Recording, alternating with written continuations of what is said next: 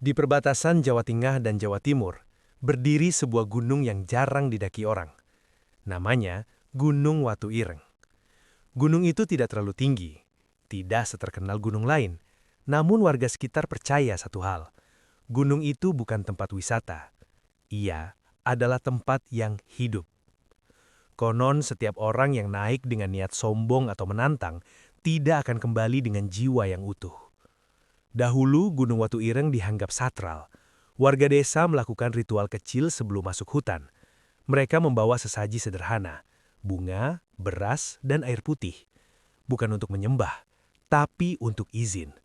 Karena menurut cerita leluhur, gunung itu dijaga oleh makhluk tua yang tidak terlihat, disebut penunggu hitam. Ia tidak pernah menampakkan wujud sepenuhnya, namun tanda kehadirannya selalu sama. Kabut turun tiba-tiba, suara langkah terdengar padahal tak ada siapapun, dan bayangan yang tidak sesuai arah cahaya. Suatu hari, 5 anak muda dari kota datang untuk mendaki. Mereka ingin membuat video petualangan ekstrim.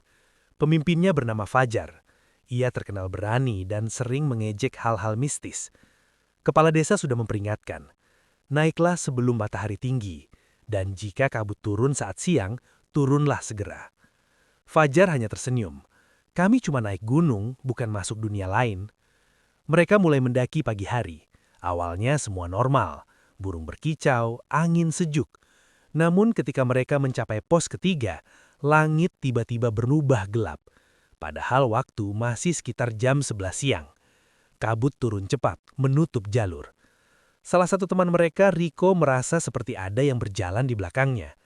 Ia menoleh. Tak ada siapapun.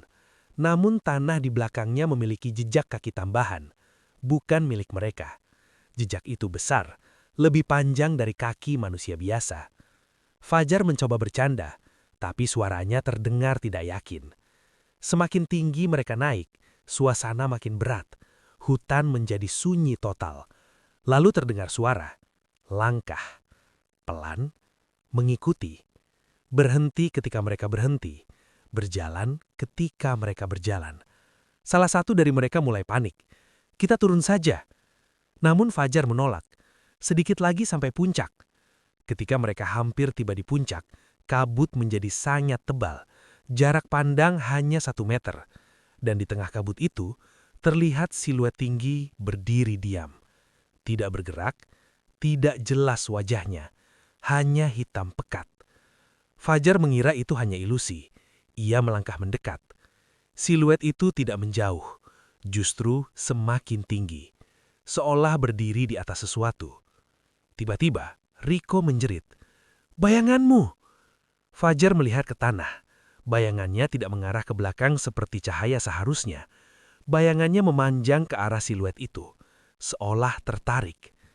Kabut berputar, angin menderu keras. Siluet hitam itu bergerak tanpa suara.